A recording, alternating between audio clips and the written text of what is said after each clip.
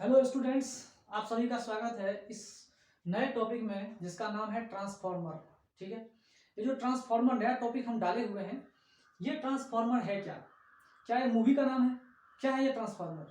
ठीक है, तो ये मूवी भी है, इस नाम से एक मूवी भी चला हुआ है हॉलीवुड में। ठीक है, कुछ समय के बाद हो सकता है बॉलीवुड में ये मूवी आ जाए ट्रांसफॉर्मर। ठीक है, चलिए ट्रांसफॉर्मर के बारे में थोड़ा सा पढ़ते हैं। फिजिक्स में ट्रांसफॉर्मर का मतलब क्या होता है? ठीक है, ट्रांसफॉर्मर एक ऐसे वर्ड से बना हुआ है जिसको हम लोग पढ़ सकते हैं ट्रांसफॉर्म। जो ट्रांसफॉर्म करे, जो क्या करे, ट्रांसफॉर्म करे, जो कन्वर्ट कर सके। ठीक है, उसे हम ट्रांसफॉर्मर कहेंगे। ट्रांसफॉर्मर जो वर्ड बता रहा है ये अपने आप में सब कुछ बता रहा है। जो ट्रांसफॉर्म करे, जो कन्वर्ट करे, उसे हम ट्रांसफॉर्मर कहते हैं। ठीक है, तो उसका इंग्लिश में डिफिनेशन क्या है, कैसे वो इसको डिफाइन करेंगे? How will you define transformer? Transformer is an electrical device which can lower or raise the alternating current or voltage। alternating current और voltage। ठीक है, तो एक ऐसा डिवाइस है, क्या है ट्रांसफार्मर? एन इलेक्ट्रिकल डिवाइस और simply a device which can lower और रेज द अल्टरनेटिंग करंट और voltage is called transformer. Transformer एक ऐसा डिवाइस है, ऐसा इंस्ट्रूमेंट है, ऐसा अप्लायंस है जो क्या करता है, अल्टरनेटिंग करंट को या तो कम कर देगा या तो उसको बढ़ा देगा। बात को समझिए, ये ट्रांसफार्मर की क्षमता क्या है कि अल्टरनेटिंग करंट को, अल्टरनेटिंग वोल्टेज को क्या कर सकता है, अल्टरनेटिंग वोल्टेज जो है ना, उसको बढ़ा भी सकता है और अल्टरनेटिंग वोल्टेज को घटा भी सकता है। ये ट्रांसफार्मर का काम है। ठीक है, तो ट्रांसफार्मर का काम क्या है कि अल्टरनेट वोल्टेज को भी घटा सकता है, बढ़ा सकता है, अल्टरनेट करंट को भी घटा सकता है, बढ़ा सकता है, लेकिन साइमल्टेनियसली दोनों को नहीं बढ़ा सकता। साइमल्टेनियसली एक साथ करंट एंड वोल्टेज को नहीं बढ़ा सकता, बिकॉज पावर इज कांस्टेंट। उसके बारे में भी हम पढ़ेंगे। ये एक साथ दोनों चीज को नहीं बढ़ा सकता, या तो करंट को बढ़ाएगा तो वोल्टेज घटेगी, या नहीं तो करंट को घटाएंगे तो वोल्टेज बढ़ेगा। दो ही चीज हो सकता है। ठीक है, एक साथ दोनों चीज नहीं हो सकता, क्योंकि पावर जो होता है कांस्टेंट होता है, P is equal to V into I, तो वो हमें पढ़ना है। डिफिनेशन मैंने आपको बता दिया कि ये एसी में ही यूज होता है, ये अल्टरनेट करंट में ही यूज होता है। अल्टरनेट करंट को घटा सकता है, अल्टरनेट करंट को बढ़ा सकता है, अल्टरनेट वोल्टेज की पोटेंशियल डिफरेंस को क्या कर सकता है, बढ़ा भी सकता है और घटा भी सकता है, जिसके बारे में हम पढ़ेंगे step up and step down, अलग से टॉपिक डाल करके हम लोग पढ़ेंगे। ठीक है, तो ये जो हमने पढ़ा ट्रांसफॉर्मर में कि ये अल्टरनेट करंट को घटा भी सकता है, बढ़ा भी सकता है, या अल्टरनेटिंग वोल्टेज को घटा भी सकता है, बढ़ा भी सकता है, तो ये कौन से प्रिंसिपल पे काम करता है? What is the principle behind it? इस इलेक्ट्रिकल डिवाइस के पीछे कौन सा प्रिंसिपल है जो काम करता है? वो प्रिंसिपल अल्टरनेट वोल्टेज को घटा सकता है, बढ़ा सकता है, वो प्रिंसिपल क्या कहलाता है? That principle is called mutual induction. Mutual induction between two coils. हमने म्यूचुअल इंडक्शन कब होता है? एक सिंगल कॉइल नहीं होती है, उसके म्यूचुअल इंडक्शन के लिए दो कॉइल कम से कम होने चाहिए। बात को याद रखिएगा, क्या होने चाहिए? दो कॉइल होने चाहिए। दो कॉइल मैं आपको बताऊंगा, primary coil and secondary coil, दोनों कॉइल मैं बताऊंगा आपको। लेकिन इस बात को याद रखिएगा कि ट्रांसफॉर्मर एसी के लिए काम होता है, डीसी के लिए काम नहीं होता। याद रखिएगा इस चीज को। अल्टरनेटिंग करंट या अल्टरनेटिंग सोर्स ऑफ वोल्टेज और करंट में ही इसका यूज होता है, डीसी में यूज नहीं होता। Transformer is not used in DC, it is only used in AC. AC में इसका इस्तेमाल होता है, डीसी में इसका इस्तेमाल नहीं होता है। ठीक है, चलिए अब स्टडी करते हैं mutual induction. Mutual induction principal पे बेस्ड है ये, जबकि इसमें ये हम थोड़ी थ्योरी बताएंगे आपको, इसकी कहानी जो बताएंगे, इसके पीछे जो लॉजिक है, इसका जो प्रिंसिपल है, उसमें आपको बताऊंगा कि यहाँ पे सेल्फ इंडक्शन भी हो रहा है। सेल्फ इंडक्शन भी हो रहा है, लेकिन हम लोग उस सेल्फ इंडक्शन को इंक्लूड नहीं करते। हम सिर्फ और सिर्फ क्या करते हैं, सिर्फ और सिर्फ क्या करते हैं, म्यूचुअल इंडक्शन को कंसीडर करते हैं, सेल्फ इंडक्शन को कंसीडर नहीं करते हैं। अगर कंसीडर करते हैं तो देखते हैं उसका रिजल्ट कुछ भी नहीं आ रहा है। वो सेल्फ इंडक्शन क्या करता है, अल्टरनेट वोल्टेज को ना घटाता है ना बढ़ाता है। ठीक है, अल्टरनेट करंट को भी ना घटाता है बढ़ाता है। इसीलिए यहाँ म्यूचुअल इंडक्शन ही क्या कर रहा है, म्यूचुअल इंडक्शन की वजह से क्या हो रहा है, अल्टरनेटिंग करंट बढ़ रहा है या अल्टरनेटिव वोल्टेज घट रहा है, बढ़ रहा है। यही कहानी है। इसके पीछे जो प्रिंसिपल है, वो सिद्धांत क्या है, वो सिद्धांत है mutual induction between the two coils. Mutual induction between the two coils, दो कॉइल होंगे तो ही तो म्यूचुअल इंडक्शन होगा। ठीक है, तो म्यूचुअल इंडक्शन कैसे काम करता है उसके पीछे मैं आपको बता रहा हूं।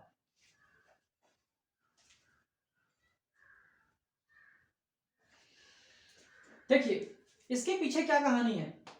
ये मान लो सॉफ्ट आयरन कोर है। ये मान लो क्या है, सॉफ्ट आयरन कोर। ये मटेरियल बना हुआ है सॉफ्ट आयरन कोर। ये भी मान लीजिए मटेरियल कैसा है, सॉफ्ट आयरन कोर है। ठीक है, सॉफ्ट आयरन कोर में आप लेमिनेटेड समझ सकते हो, इसको आप लेमिनेटेड भी समझ सकते हो। क्या समझ सकते हो, ये लेमिनेटेड। ठीक है, इसको लेमिनेटेड मतलब समझ रहे होगे कि एक अगर बहुत सारे आयरन के सीट हैं या सॉफ्ट आयरन के बहुत सारे सीट हैं तो एक दूसरे से क्या है, लेमिनेटेड है, अलग है। समझ में आ रहा है, तो लेमिनेटेड है। और ये जो बीच में है खाली जगह है, मतलब जो भी लेमिनेटेड सीट्स हैं मैं आपको इस तरह से दिखा सकता हूँ। इस तरह से आप समझ सकते हो। ये इस तरह से बहुत सारे सीट हैं जो लेमिनेटेड सीट हम उसको कह सकते हैं। ठीक है, बहुत सारे सीट बने हुए हैं, मैंने थोड़ा ही कम करके दिखाया हूं आपको। ठीक है, और ये जो मटेरियल है ना, ये जो आप देख रहे हो, ये सॉफ्ट आयरन कोर, ये भी सॉफ्ट आयरन कोर, ये भी सॉफ्ट आयरन कोर, लेमिनेटेड, एक लेयर, दूसरा लेयर, तीसरा लेयर, चौथा लेयर, इस तरह से हमने लेमिनेटेड आयरन का कोर रखा हुआ है, सॉफ्ट लेमिनेटेड आयरन कोर। ठीक है, तो समझिए बात को, क्या कहानी कह रहा है इसमें जब म्यूचुअल इंडक्शन होगी, जब इस प्रोसेस में म्यूचुअल इंडक्शन होगी तो दो कॉइल तो होने चाहिए। एक क्या होगा, प्राइमरी, और दूसरा क्या होगा, सेकेंडरी। तो मान लीजिए एक प्राइमरी कॉइल है, प्राइमरी कॉइल हमने इसके ऊपर लगा दिया। क्या लगा दिया भाई, इसके ऊपर हमने प्राइमरी कॉइल लगा दिया, कोई दिक्कत नहीं। हमने इसको बाहर कर दिया लगा करके, दो इंड है प्राइमरी का। ठीक है, इसको हम बोलते हैं, क्या बोलेंगे इसको हम, प्राइमरी कॉइल। क्या बोलेंगे इसको, प्राइमरी कॉइल। ठीक है, चाहे कॉपर का हो, एल्युमिनियम का हो, जो भी हो, है ना। कॉपर का अच्छा रहता है, कॉपर का अच्छा रहेगा तो ये कॉइल बन गया, ये क्या बन गया, कॉइल बन गया। ठीक है, इसको हम लोग प्राइमरी कॉइल बोलते हैं। ठीक है, चलिए, ये प्राइमरी कॉइल में मान लो कि नंबर ऑफ टर्न्स इसमें एनपी है या एन1 है। नंबर ऑफ टर्न्स कितने हैं, एनपी या एन1 मान लेते हैं। ठीक है, number of turns in primary coil is NP. ठीक है, और आइडियली हम कंसीडर कर रहे हैं, हम क्या कर रहे हैं, ये कंसीडर क्या कर रहे हैं, आइडियली कंसीडर कर रहे हैं कि दिस टाइप ऑफ कॉइल है जीरो रेसिस्टेंस और एब्सोल्युटली नो रेसिस्टेंस। एज्यूम करेंगे तो ही कुछ हम कंसीडर कर पाएंगे। पहले हम लोग एज्यूम करेंगे, पहले हम लोग क्या करते हैं, एज्यूम करते हैं कि ये जो कॉइल है, ये जो इंडक्टर है, ये जो इंडक्टर है, ये जो कॉइल है वो आइडियल है, जिसकी अपनी कुछ इंटरनल रेसिस्टेंस कुछ भी नहीं है। अगर है तो बहुत बहुत कम है, नेग्लिजिबल है। मतलब ये इंडक्टर हमने आइडियल मान के रखा हुआ है, इसकी अपनी कुछ इंटरनल रेसिस्टेंस नहीं है, ये जो कॉइल है। ठीक है, और प्राइमरी सोर्स से हमने एक अल्टरनेटिव सोर्स को कनेक्शन लगा दिया।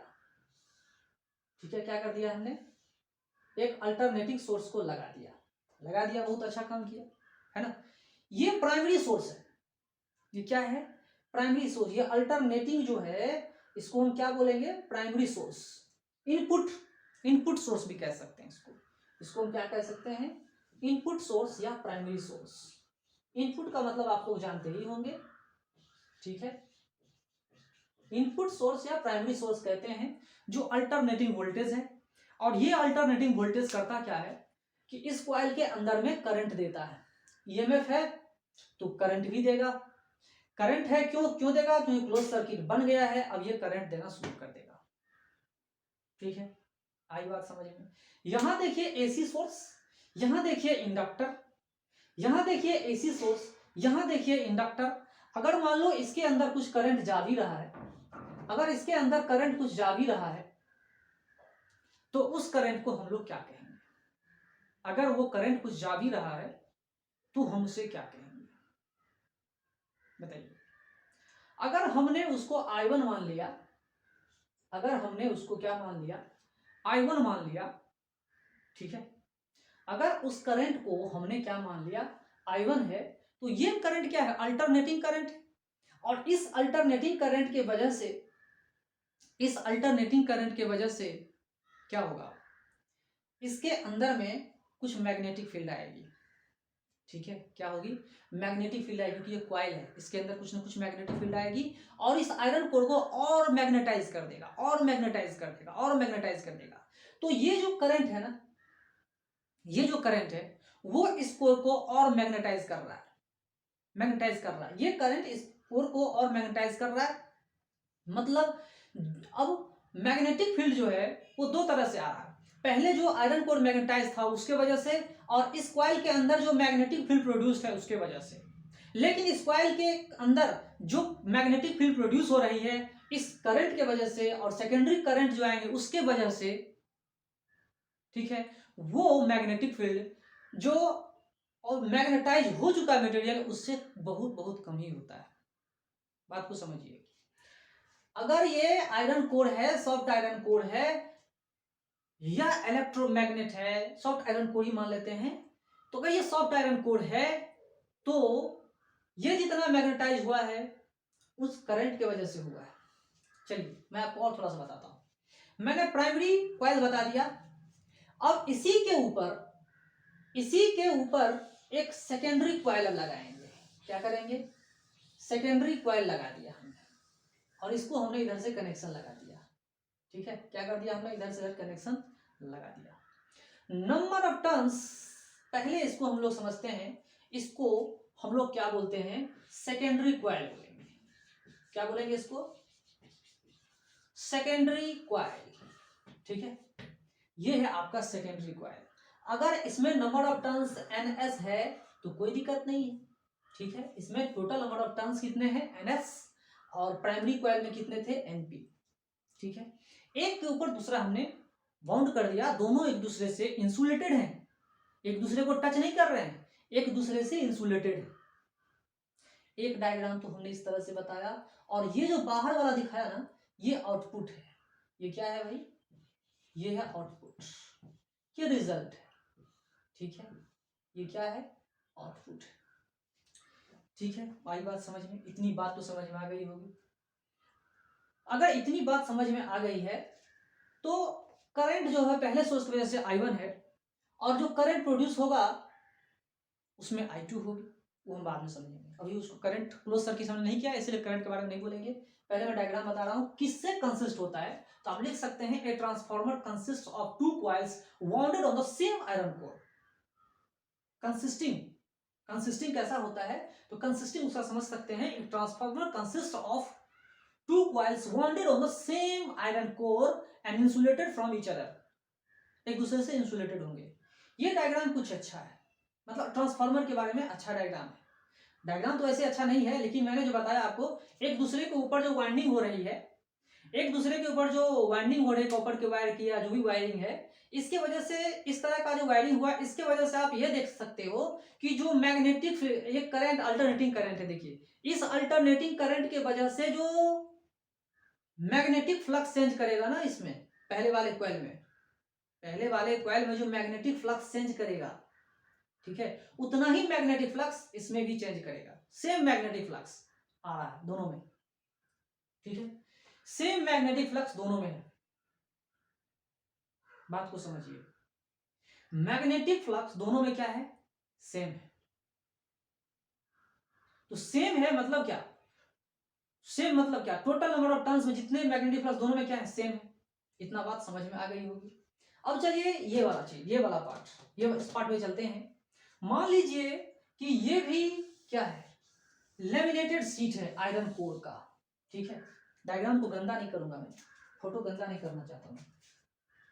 यहां देखिए कि अगर डायग्राम को और अच्छे से बनाते हैं, देखिए यहां पर हमने इसके ऊपर वाइंडिंग डाल दिया है ना। अगर इसके ऊपर वाइंडिंग डाल करके और इसको वाइंडिंग करूंगा, इसका वाइंडिंग करके इस तरह से मैं ले आया, तो और इसको अगर हमने एसी के सोर्स से कनेक्शन लगा दिया, अगर हमने एसी के सोर्स से कनेक्शन लगा दिया तो ये क्या बन जाएगा, ये बन जाएगा प्राइमरी कॉइल, और इसमें नंबर ऑफ टर्न्स कितने होंगे, NP. Source input alternating voltage हमने लगा के रखा हुआ है। ठीक है, और दूसरे कोर पे, इस कोर पे एक ही कोर है, सब तो एक ही कोर है ना, सब तो आयरन एक ही कोर है, और इस कोर पे हम क्या करते हैं, एक दूसरा कॉइल लगा के रखते हैं। जिसको हम लोग सेकेंडरी क्वाइल कहते हैं। जो आउटपुट है ये क्या है भाई, तो ये आउटपुट सोर्स, ये इनपुट सोर्स, ये आउटपुट, ठीक है। इसमें टोटल नंबर ऑफ टर्न्स जो है वो क्या कहलाता है, एनएस, इसको हम सेकेंडरी क्वाइल कहते हैं, ठीक है। तो ज्यादा इफिशियंट कौन सा है, आप डायग्राम देख के समझ सकते हो कि ये वाला डायग्राम, ये वाला ट्रांसफार्मर ज्यादा इफिशियंट है comparison to this, compare to this transformer is more efficient than this. क्यों है, व्हाई इज दिस सो, ऐसा क्यों है उसको समझिए। ये खराब इसलिए है क्योंकि जो मैग्नेटिक फ्लक्स इसके द्वारा जो निकलेगा वो पूरा का पूरा इसमें नहीं पहुंच रहा है। लेकिन ठीक इसके विपरीत यहां पर देखिए, जो मैग्नेटिक फ्लक्स इससे पहले वाले कॉइल से जुड़ा हुआ उतना ही मैग्नेटिक फ्लक्स दूसरे में भी जुड़ा हुआ है, दोनों का सेम मैग्नेटिक फ्लक्स, ठीक है। आई बात समझ में, चलिए, दोनों की सेम मैग्नेटिक फ्लक्स। तो rate of change of magnetic flux with respect to time is called the induced EMF. Induced EMF होती है, जिसके बारे में मैं आपको और डिटेल बताऊंगा कि इसके पीछे और क्या क्या कहानियां हैं, कैसे करंट घट जाती है, बढ़ जाती है, प्राइमरी कॉइल सेकेंडरी कॉइल में क्या क्या होता है, वो हमें एक एक चीज करके बताना है, ठीक है। पहले इस डायग्राम को समझ लो, इस डायग्राम को समझ लो, फिर हम लोग आगे चलेंगे, ठीक है। तो यहां अगर आपने डायग्राम को समझ लिया तो यहां देखिए क्या कहानी हो रही है। अगर ये एसी सोर्स है, नंबर ऑफ टर्न्स इसमें एनपी है, क्या है इसमें, नंबर ऑफ टर्न्स एनपी है, तो मैग्नेटिक फ्लक्स कितनी होगी। और एक चीज और इस बात को याद रखिएगा कि मैग्नेटिक फ्लक्स जो है ना, magnetic flux with respect to time, ठीक है, वो दोनों में क्या है, सेम होगा या नहीं होगा, वो हम देखते हैं यहां पर। देखिए, सबसे बड़ी बात यहां पर यह है कि आपको ये एज्यूम करना होगा, ये मानना होगा कि जो भी मैग्नेटिक फील्ड है, जो भी मैग्नेटिक फील्ड है इसके अंदर में या इसके अंदर में या इसके अंदर में इसके अंदर में, वो यूनिफॉर्म है। बी को हमने क्या कर दिया है, यूनिफॉर्म बना दिया है। एरिया क्रॉस सेक्शन को भी हमने क्या कर दिया है, यूनिफॉर्म कर दिया है, ठीक है। तो इन दोनों को यूनिफॉर्म है। मैग्नेटिक फील्ड यहां पर क्या है, क्या होगा यहां पर मैग्नेटिक फील्ड, हमने उसके अंदर में यूनिफॉर्म बना के सोच के रखा होगा, ठीक है, कि यूनिफॉर्म है, ठीक है। तो क्या ये मैग्नेटिक फील्ड यूनिफॉर्म रहेगा, कॉइल के अंदर में जो भी है मैग्नेटिक फील्ड क्या है, यूनिफॉर्म रहेगा। अल्टरनेटिंग सोर्स ऑफ करंट है, तो क्या उसके अंदर मैग्नेटिक फील्ड कांस्टेंट रहेगी या वेरिएबल होगी, बताइए। मैग्नेटिक फील्ड वेरी करेगा, है ना। लेकिन मैंने इसे पहले बता दिया था मैग्नेटिक फील्ड वेरी करेगा, लेकिन कोर के अंदर जो मैग्नेटिक फील्ड है, तो मैग्नेटाइजेशन की वजह से जो मैग्नेटिक फील्ड है वो ज्यादा स्ट्रॉन्गर है in comparison to magnetic field due to alternating current. Alternating current की वजह से मैग्नेटिक फील्ड कॉइल के अंदर आता है, इस चीज को आप लोग जानते हैं। वो कमजोर है किसके तुलना में, जो already magnetize soft iron core हो चुका है उसके कंपैरिजन में, ठीक है। और आगे हम लोग समझेंगे।